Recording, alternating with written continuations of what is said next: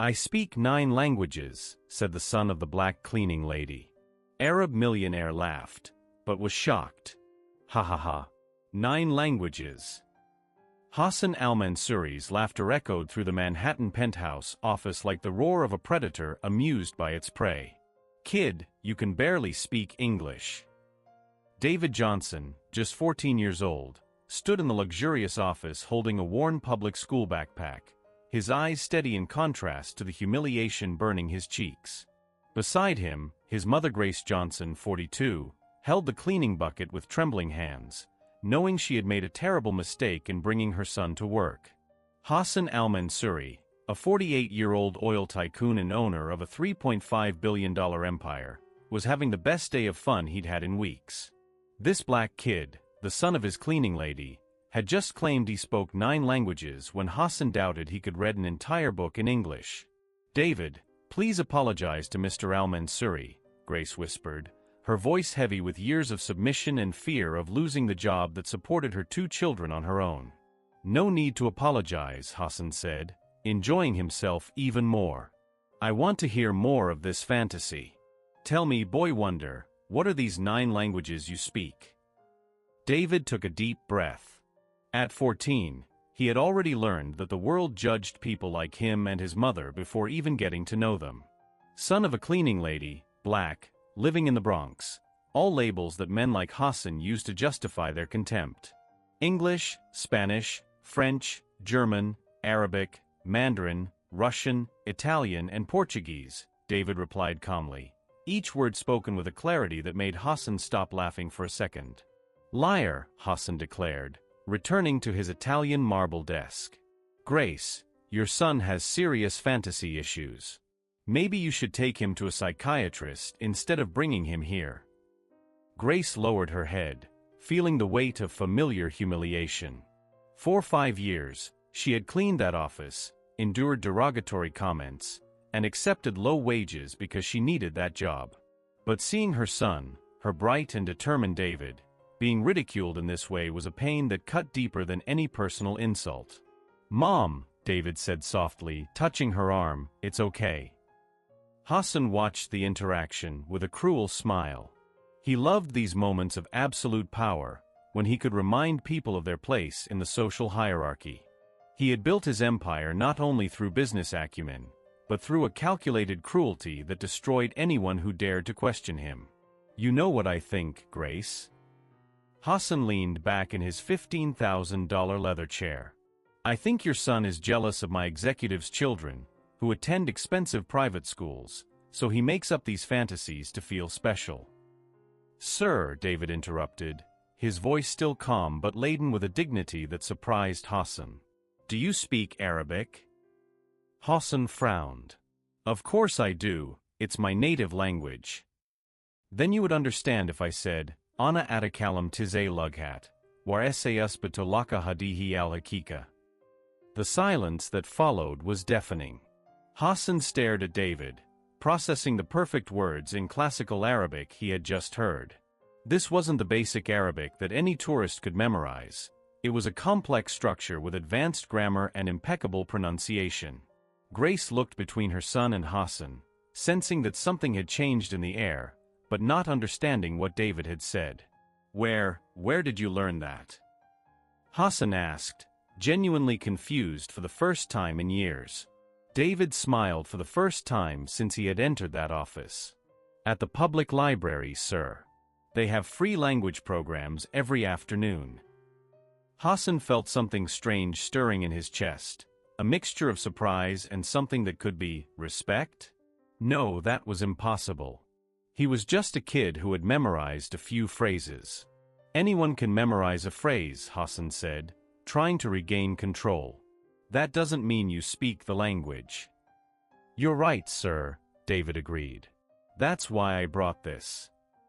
David opened his worn backpack and pulled out a document that made Hassan choke. It was an official certificate of proficiency in multiple languages issued by Columbia University, with grades indicating fluency in all 9 languages David had mentioned. That's fake," Hassan stammered, but his voice no longer carried the same conviction. David took out another piece of paper. This is my certificate from the Advanced Linguistics program at the Municipal Library. And this is from the online simultaneous translation course I finished last month. Hassan took the documents with trembling hands. They were all authentic, all stamped and signed by reputable institutions. This 14-year-old kid, the son of his cleaning lady, had achieved a level of education that rivaled professional diplomats. How? Was all Hassan could whisper. What Hassan didn't know was that David Johnson had a secret much bigger than simply speaking 9 languages. And that secret was about to destroy everything Hassan thought he knew about intelligence, merit, and the true value of people.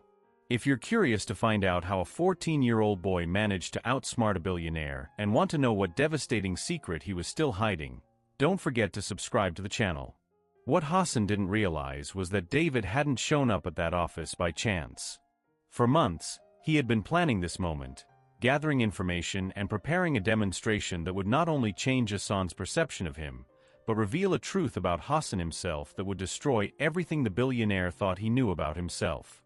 Hassan examined the certificates for several minutes, desperately searching for some evidence of forgery. But the more he looked, the more his arrogance turned into something close to panic. The signatures were authentic, the stamps official, the dates consistent with a 3-year academic progression. That still doesn't prove anything, Hassan muttered, more to himself than to David. Anyone can take online courses. You're right, David agreed with a calmness that made Hassan even more uncomfortable. That's why I brought this. David took a tablet out of his backpack and opened a video chat app. Within seconds, the screen showed an Asian woman in an academic office. Professor Chen, David said in perfect Mandarin, could you confirm to Mr. Al-Mansuri my performance in your business translation course? The woman on the screen replied in rapid, fluent Mandarin. Hassan didn't understand a word, but he could hear the natural flow of the conversation, the complexity of the grammatical structures, the ease with which David moved between different linguistic registers. Mr. Al-Mansuri, the professor switched to English. David has been my best student in 15 years of teaching. At 14, he is fluent in Mandarin like a native of Beijing. He is extraordinary. Hassan hung up abruptly, his hands shaking slightly. Grace, he said, his voice strangely hoarse, did you know this? Grace shook her head, still processing what was happening. David has always been smart, sir, but I didn't know he. 3 years, David interrupted softly. I started when I was 11. My mom was working 2 jobs to pay for my private school, but she lost her second job because of the pandemic. When I went back to public school, the classes were too easy, so I decided to use my free time for something useful. Hassan felt a knot in his stomach. While his own children attended the most expensive schools in New York with private tutors paid by the hour, this boy had surpassed any education money could by using only public libraries and determination. But why languages? Hassan asked, genuinely curious for the first time. Because I wanted to understand the world, David replied simply. And because I realized that when you speak to people in their language, they stop seeing you as a stranger and start seeing you as a human being. The observation hit Hassan like a punch in the stomach. For years, he had used his Arab background as an excuse to keep his distance from American employees, citing cultural differences when the truth was simply arrogance. David, Hassan said slowly, you're 14 years old. That's impossible. Sir, David smiled for the first time since he had arrived. The impossible is just the possible that hasn't happened yet. Hassan turned, looking at Grace for the first time in 5 years. He saw a woman who had raised a genius while working menial jobs, who had sacrificed everything to give her son opportunities. David, Hassan said, his voice changing in tone, why did you come here today? Your mother could lose her job. David exchanged a glance with Grace, who nodded almost imperceptibly. Because I heard you on the phone yesterday, David said calmly. You were discussing a contract in Arabic with investors from the Middle East, but you made mistakes that could cost millions. Hassan turned pale. What kinds of mistakes? You used mubashir, when you should have used fori for urgency. And you confused murahik with murahib when discussing deadlines. Small mistakes that completely change the meaning. Hassan sat down heavily. Those investors had seemed confused during the call, but he had attributed it to connection problems.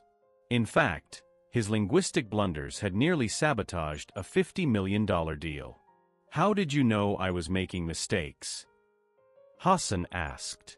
Because I've been studying business Arabic for 2 years, David replied. It's my specialty. Hassan looked at David with new eyes. This kid was an expert in international business communication at the age of 14. David, Hassan said slowly, you saved my business without me knowing it. Actually, David said, pulling another document from his backpack, I did more than that. Hassan took the paper. It was a detailed proposal for restructuring the company's international communications, identifying linguistic flaws that had cost them contracts and suggesting specific solutions. You analyzed my company? Hassan whispered. Just public communications, David explained. Press releases, transcripts, online documents. I found patterns of mistakes that explain lost business. Hassan read it twice. It was brilliant, detailed, and worth hundreds of millions in recovered contracts. Why did you do that? Hassan asked, confused. David took a deep breath.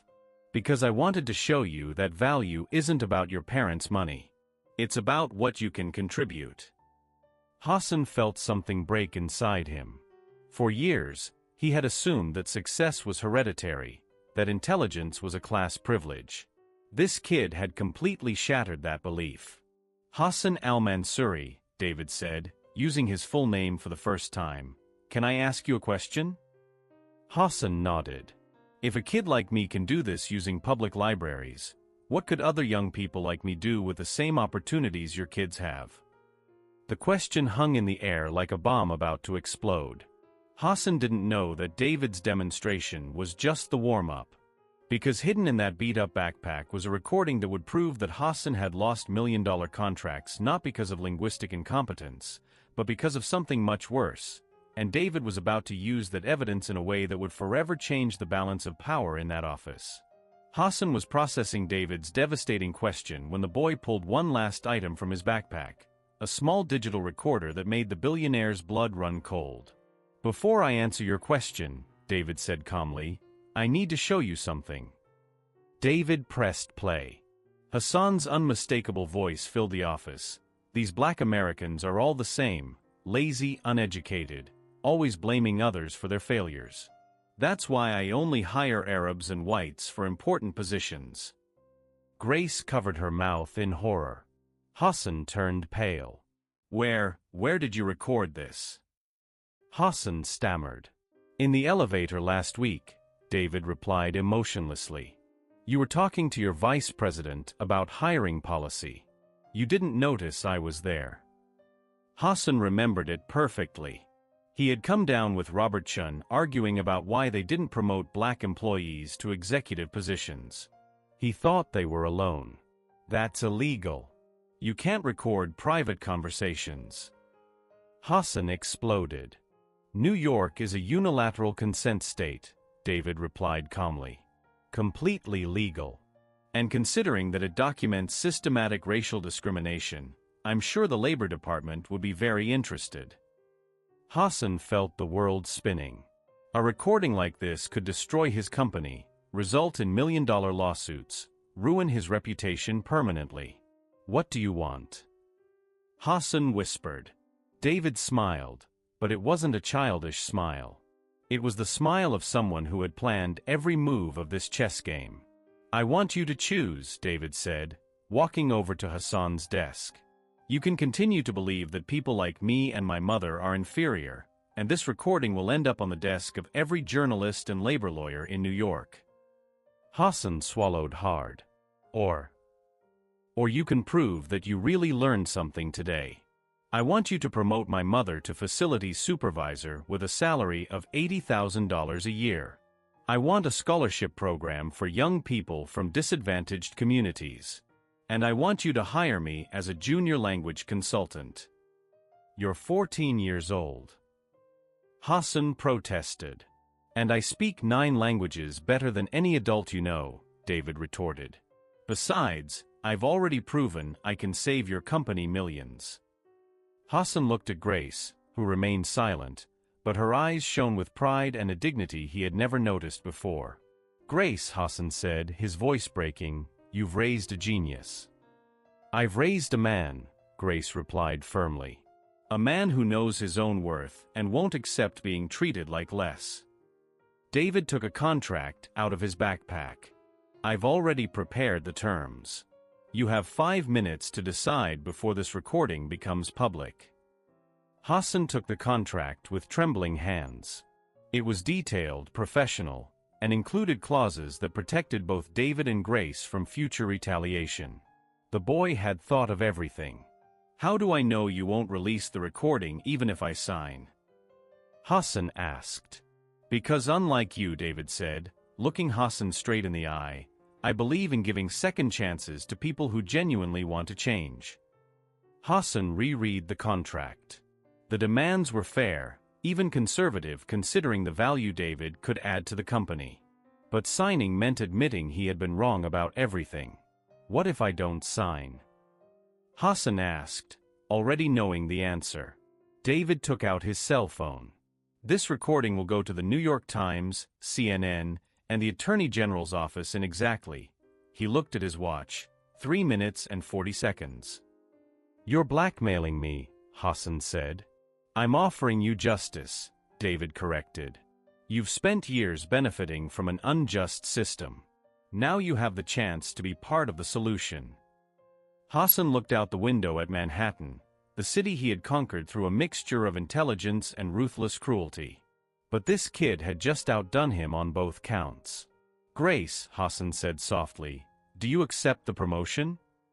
Grace looked at David, who nodded encouragingly. I accept, sir. Hassan picked up a solid gold pen and signed the contract. David Johnson, he said, you just taught me the most expensive and most valuable lesson of my life. What lesson? David asked. That real intelligence isn't about where you were born or how much money you have.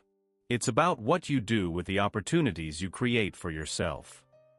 David put away the tape recorder and held out his hand to Hassan. Welcome to the 21st century, Mr. Al-Mansouri.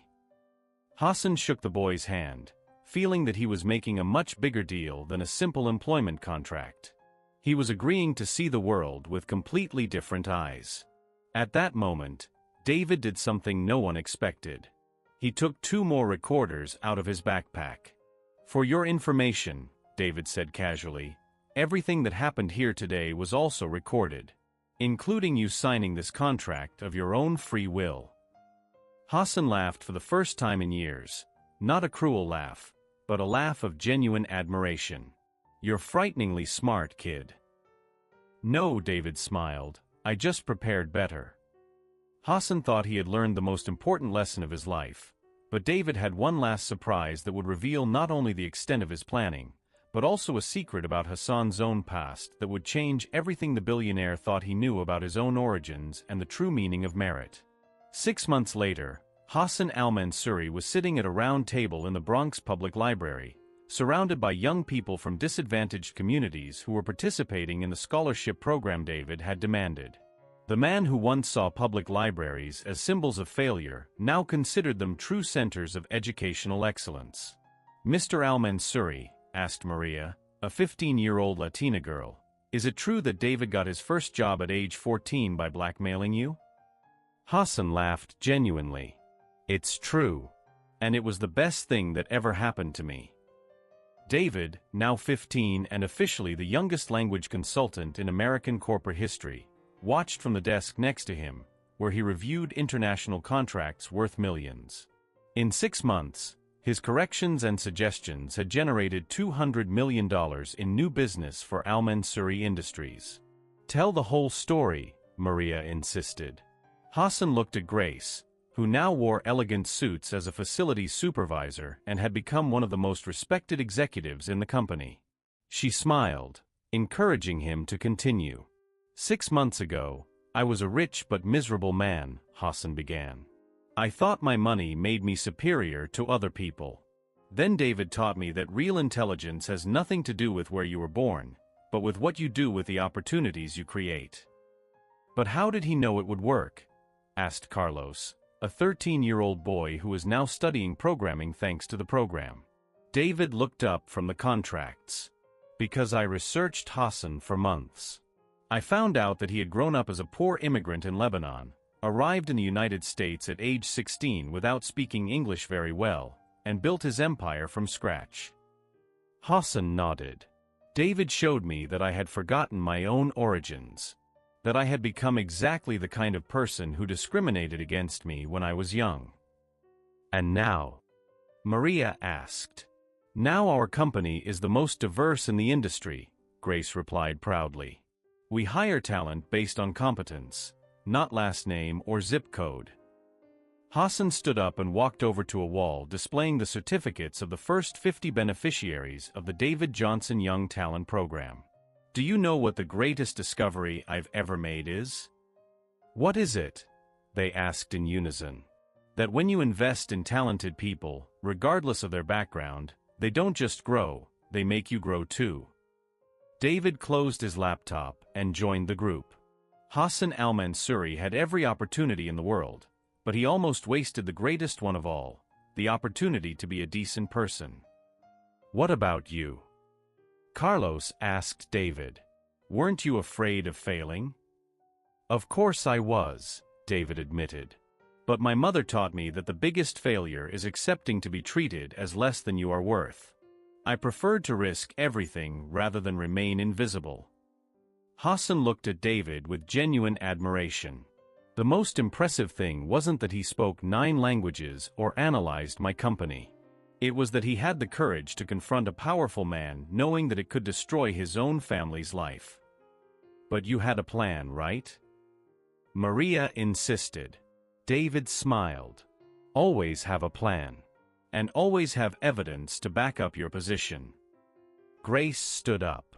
It's time to go, David. We have a meeting with Japanese investors in an hour. Hassan turned to the young people.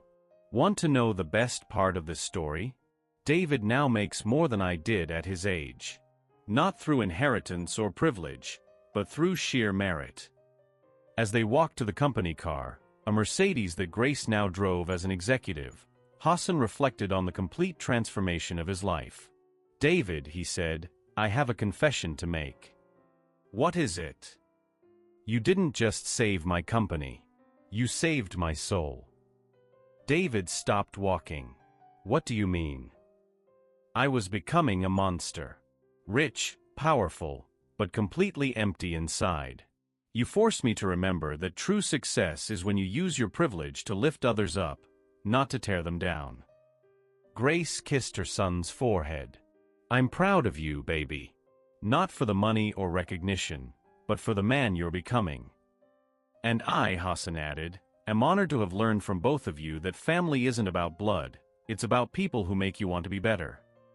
That afternoon, during the meeting with Japanese investors, David simultaneously translated negotiations that resulted in a $500 million deal. Hassan watched, remembering the day he had mocked that same boy. After the meeting, a Forbes reporter approached them. Mr. Al-Mansuri, how does it feel to be the first billionaire CEO to have a 15-year-old advisor? Hassan smiled. I feel like I finally understand the true meaning of leadership. It's not about being the smartest person in the room, it's about recognizing and nurturing the intelligence of others. And you, David, what's your advice to other young people? David thought carefully. Never let anyone define your worth based on appearances or circumstances. Your origins don't determine your destiny. And always have evidence to back up your claims. One last question, the journalist said. Do you believe this story can inspire others? Grace replied, this story proves that when you combine talent with opportunity, and courage with preparation, there is no limit to what can happen. Hassan nodded. David taught me that true wealth is not in what you accumulate, but in what you build. And that the smartest investment you can make is in human potential. David's story proves that real intelligence knows no color, social class, or age. If this journey of courage and justice has inspired you, subscribe to the channel for more stories that show how knowledge is the only weapon that no one can take away from you. Hassan tried to use his wealth to humiliate those he considered inferior, but he discovered that he had completely underestimated the power of a brilliant, prepared mind. He learned that true power doesn't come from the money you have, but from the people you invest in, and that sometimes the greatest lesson in your life comes from those you least expect.